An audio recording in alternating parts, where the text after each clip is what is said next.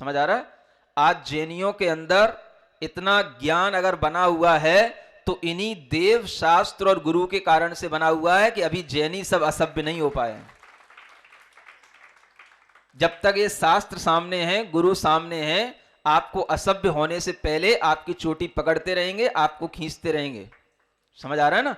और आप कितना भी असभ्य होकर के सामने आओगे, आपको सभ्य बनाने की कोशिश की जाएगी, और यही कोशिश होनी चाहिए।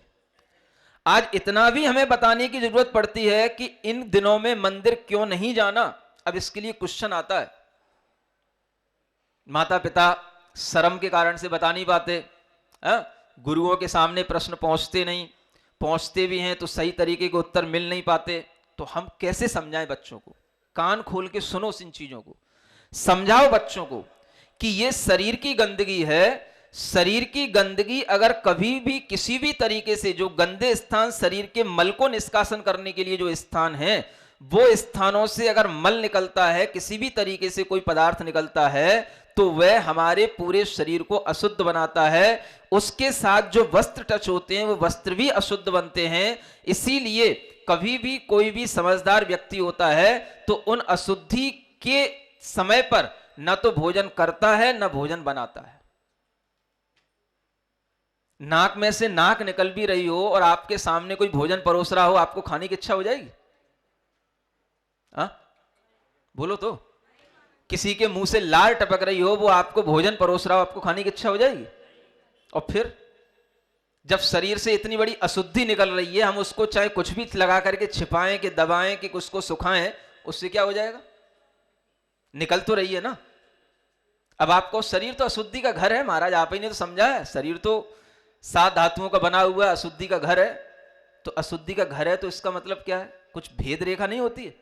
अशुद्धि कहां पे निकालनी चाहिए, अशुद्धि हटाने की भी एक सभ्यता बची है कि नहीं बची है? ये चीजें एक एक समझानी पड़ेंगी। अगर नहीं समझाओगे तो आज की पीढ़ियों को समझ में आने वाली नहीं है। समझ में आ रहा है ना? और हम इन चीजों को समझाने से डरते रहेंगे तो पीढ़ियां हमारे लिए फिर हावी होने वाली हैं। तो समझाओ इन चीजों को पीढ़ियों को। ये शरीर की अशुद्धि का मतलब होता है, जब तक अशुद्धि शरीर में है तब तक हमारी सभ्यता बनी रहती है कि हां, नाक में से नाक नहीं निकली, नाक के अंदर नाक लगी रहे, कोई दिक्कत बात नहीं है बेटा।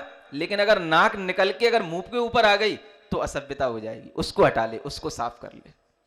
अब ये समझाना पड़ेगा पढ़े लिखे बच्चों को, जो आपके यहां CA B करके आएंगे ना, उनको अब नाक साफ करना सिखाना पड़ेगा आपको। क्या सुन रहे हो?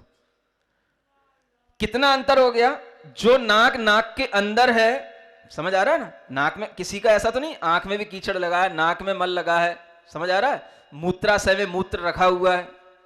जब तक वो है भीतर तब तक कोई दिक्कत नहीं, कोई असभ्यता नहीं। लेकिन जब वो बाहर आ गया तो वो हमारे लिए अब साफ करने योग्य है। जब तक साफ ना हो जाए तब तक हमें कोई भी पवित्र कार्य नहीं करना, कोई भी हमें अच्छा धर्म का कार्य नहीं करना। ये हमारी सभ्यता है और इस सभ्यता को अब हमें बताने के लिए इस तरीके से प्रवचन देने पड़ रहे हैं। क्या सुन रहे हो? अब हिम्मत करो आप लोग इन्हीं प्रवचनों को फॉरवर्ड करने की। अगर आपसे लैंग्वेज बोलते नहीं बनता है तो आप ये प्रवचन सुनाओ दूसरों को। क्या समझ आ रहा है? कभी ऐसा नहीं होता था कि हमारे शरीर से मूत्र बह रहा हो और हम जो है भोजन कर रहे हो? होता था ऐसा कि हम भोजन करा रहे हो किसी को? ये सभ्यता है कि नहीं है? इतना तो बोलो कि मैं ही बोलता जा रहा हूं। सभ्यता और असभ्यता की कोई भेद रेखा है कि नहीं? आज पढ़े लिखे लोग अपने आप को सभ्य मान रहे हैं और असभ्यता के काम कर रहे हैं, और असभ्यता को जो है एक तरीके से हाई प्रोफाइल का दर्जा दिया जा रहा है, और हमारी सभ्यता मिटती चली जा रही। हम अपने बच्चों को समझा नहीं पा रहे हैं। क्यों नहीं समझा पा रहे हैं? क्या बात हो गई? हर चीज जैन धर्म के अंदर लॉजिकली साइंटिफिकली प्रूव्ड है। समझ आ रहा है ना? हम आपको एक एक चीज का विज्ञान बता सकते हैं, आपको सुनने की हिम्मत हो तो। हम आपको एक एक चीज का उत्तर दे सकते, बशर्ते आपकी आंखें नीची ना हो तो। समझ आ रहा है? इतनी हिम्मत करके बैठा करो अगर आप कभी बैठो हमारे सामने तो। हाँ, कोई भी चीज तब तक नहीं बोली जाती जब तक ये समझा जाता है कि ये तो अंडरस्टूड चीजें हैं। कि नाक को, मूत्र को कहां पर छोड़ना है, उस स्थिति में हमें क्या करना है, क्या हमें इतना समझाना पड़ता है? ये तो बच्चा इतना बड़ा होते होते अपने आप समझ लेता, अपने आप। फिर जब उसके लिए नाक निकलती है, अपना मुंह छिपा लेता है, धो लेता है, पोंछ लेता है, अपनी हाथ पोंछ लेता है, शुद्धि कर लेता है। इसको समझाने की जरूरत पड़ती है। जब ये चीजें प्रश्न के रूप में सामने आ जाती हैं, तब सोचना पड़ता है कि देखो, अब ये भी चीजें समझाने की जरूरत पड़ने लगी। क्या समझ में आ रहा है आपको? शरीर से जो अशुचि स्थान है, जिन्हें 9 मल द्वार कहा जाता है। अब बच्चों को ये सिखाओ कि 9 मल द्वार होते हैं। अब क्योंकि आज के बच्चे पढ़ते तो है नहीं है, ना 12 भावना पढ़ते, ना कुछ पढ़ते। क्या समझ में आ रहा है? वो 12 भावनाओं में, कम से कम पहले के लोगों को सब 12 भावना रटाई जाती थी, एक लाइन आती थी उसमें अशुचि भावना में, 9 मल द्वार बहें घिनकारी, हाँ क्या बोलते थे? समझ आ रहा है ना? अब वो भी कुछ नहीं है।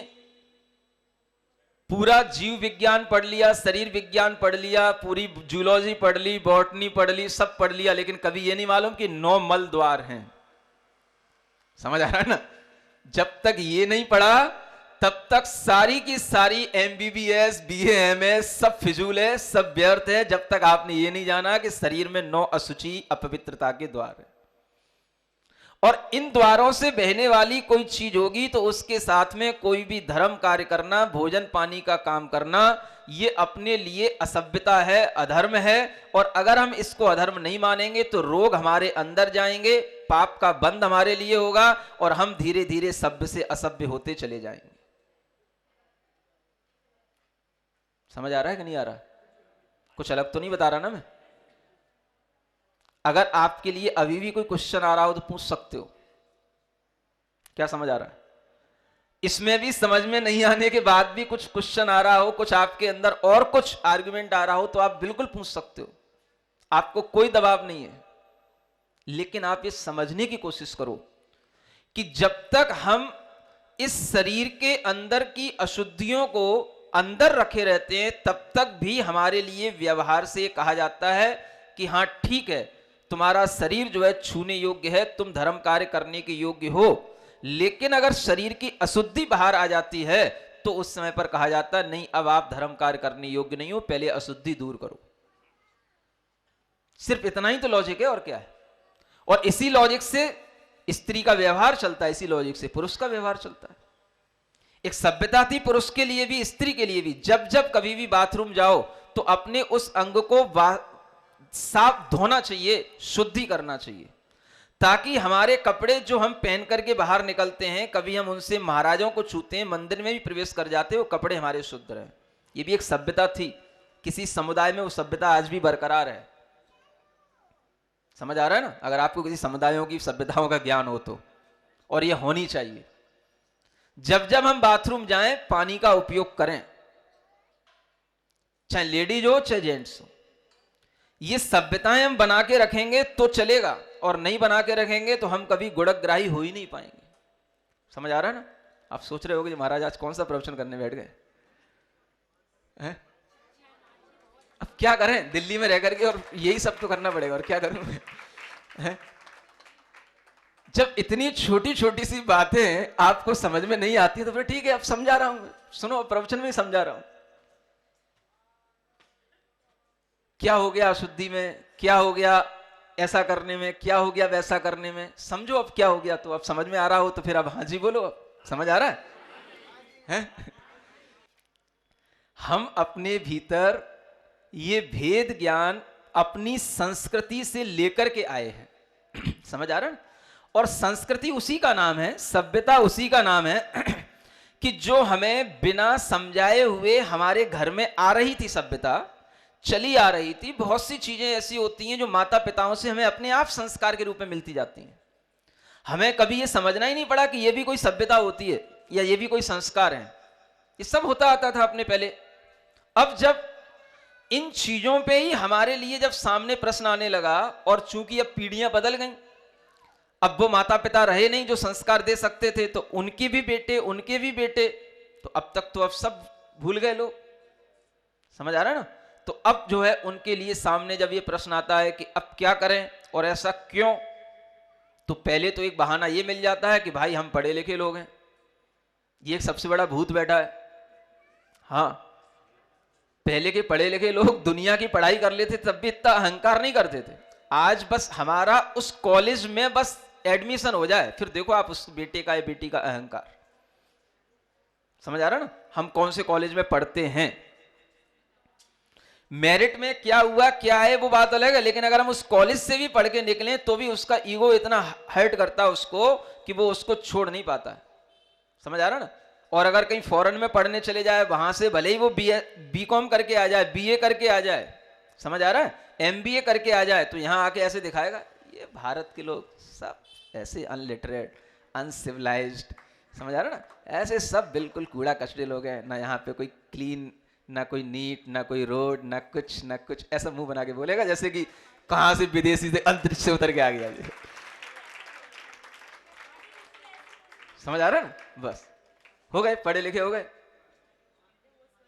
थोड़े से बखोरे उचकाओ, है ना, और बस थोड़ी सी ये क्या तुम लोग ये क्या करते हो, ये ऐसा नहीं होता, ये वैसा नहीं होता, बस थोड़ा सा मुंह बना के बस हाँ बड़े अपन बड़े सिविलाइज्ड हो गए, बस समझ आ रहा, ये एजुकेटेड लोग, बस इतनी सी पहचान रहेगी बस। समझ आ रहा ना। मीन में एक निकालना, आप धर्म कर रहे हो तो उसको एक परंपरा बताना, अंधविश्वास बताना, समझ रहा ना, ये एक मतलब सिंबल हो गया है, पढ़े लिखे लोगों का एक सिंबल हो गया है। हाँ, कि आप पढ़े लिखे हो तो आपको लोग तभी जानेंगे। सब मंदिर जा रहे हैं, तुम भी चले गए तो पढ़े लिखे नहीं हो। समझ रहा ना। पढ़े लिखा लोग तो वो है जो मंदिर ना जाए, सब घर में मंदिर चले जाएं, और जो घर में मंदिर, घर से मंदिर ना जाए तो वो समझेगा हाँ पढ़े लिखे लोग। फिर वो आएगा, घर के लोग आएंगे, क्या तुम लोग मंदिर अंदिर के चक्कर में पड़े रहते हो, कहीं भगवान मंदिर में ही होते हैं, भगवान तो अपने हर दिल में होते हैं, है ना, घर घर में हर जगह भगवान बसे होते हैं, कहाँ में प्रतिमाओं के सामने सिर मारते रहते हो, हाँ ऐसे पत्थर के बन जाओगे तुम भी प्रतिमाओं के सामने सिर मारते मारते। समझ आ रहा है ना। हाँ, कुछ अपने ऊपर ना दया करते हो, ना किसी के ऊपर दया करते हो, ना कुछ करते हो, धर्म करते रहते हो, ये सब क्या तुमने ढकोसला बना रखा है। समझ आ रहा है ना। ये सब बिल्कुल ऐसा ज्ञान मिलेगा आपको कि आपको लगे कि हाँ मेरा बेटा हाँ कितना पढ़ लिख करके आया, एमबीए करके आया है, हाँ जैसे बहुत बड़ी पढ़ाई है एमबीए। समझ आ रहा है ना। बीए भी पढ़ के आएगा तो यहाँ पे ऐसे बखारेगा कि जैसे यानी कौन सी बड़ी यूनिवर्सिटी में पढ़ के आया है। समझ आ रहा है। सिर्फ कुछ नहीं, एक ईगो बस ऐसा बनता चला जाता है जो उसे अपने आप को दूसरों से हटा करके प्रस्तुत करना, यही उनको कला सिखाई जाती। इसी का नाम है कि हम दूसरों से अच्छे हैं और हम दूसरों से ज्यादा पढ़े लिखे हैं। समझ आ रहा है। गुण दोष को विचार करने की क्षमता तो बिल्कुल शून्य हो चुकी है। ये आज के समय में ये श्लोक उतना ही एप्लीकेबल है जितना आज से 20 साल पहले लिखा गया है। समझ आ रहा है ना। ये क्षमता ही नहीं रही अब तो। क्या सही क्या गलत, क्या सभ्यता, अगर ऐसा हम असभ्य होने लगे तो इसके रिजल्ट क्या होंगे ये भी सोचने की क्षमता नहीं है। अगर हम किसी चीज को कभी हम कहीं पर उसका किसी भी तरीके से इंप्लीमेंट करना चाहें तो हम उसके रिजल्ट देखें कि इसके रिजल्ट क्या होंगे। उसके रिजल्ट हमारे सामने अच्छे आएंगे कि बुरे आएंगे, किस रूप में आएंगे। समझ आ रहा है ना। जिस सभ्यता की आज हम शुरुआत देख रहे हैं, अगर हम उसी सभ्यता की आज से 25 साल बाद कल्पना करें जब वो विकसित होकर के आएगी तो उसके रिजल्ट क्या आएंगे, तो हमारे सामने तो उसके रिजल्ट बिल्कुल वही दिख रहे हैं जैसे आदिवासी कहीं छुपे हुए रहते हैं। सड़कों पे आपको आदिवासी दिखाई देंगे, खुले छुट्टे घूमने वाले, कोई किसी के साथ घूम रहा है, कोई किसी के गले में हाथ डाल रहा है, कोई किसी के साथ अपना जो है खाना पीना कर रहा है, किसी के अंदर कोई कुछ नहीं रहेगा। सब बस वो एक ग्रुप होगा, वो आदिवासियों का, वो तो हो गया अनसिविलाइज्ड, ये सिविलाइज्ड आदिवासी बनने वाले हैं सब। सुन रहे हो। मेरे दिमाग में तो वो थीम आ रही है सामने, मेरे तो वो पिक्चर दिख रही है। अब आपको दिख रही हो या ना दिख रही हो, है हम दिखा रहे तो दिख रही है कि वैसे भी दिख रही है। वैसे कुछ नहीं दिखता तुमको, हाँ दिखाना पड़ती है। क्या बोलूं अब आपको। व्यक्ति भक्ति कदापि न याथात्म्यम नाति वर्तते। व्यक्ति की ओर मत देखो, व्यक्ति की भक्ति मत करो, ये देखो याथात्म क्या है, यथार्थ क्या है। यथार्थ का कभी भी उल्लंघन नहीं होना चाहिए। याथात्म्यम नाति वर्तते, हम कभी भी यथार्थ का उल्लंघन ना करें। क्या समझ आ रहा है। यथार्थ माने जो रियलिटी है, जो हमारी सिविलाइजेशन है, जो हमारी कल्चर है, उसका अगर हम उल्लंघन करके चलेंगे तो हम व्यक्ति को तो देख लेंगे लेकिन कभी भी हम उसके गुणों को नहीं देख पाएंगे।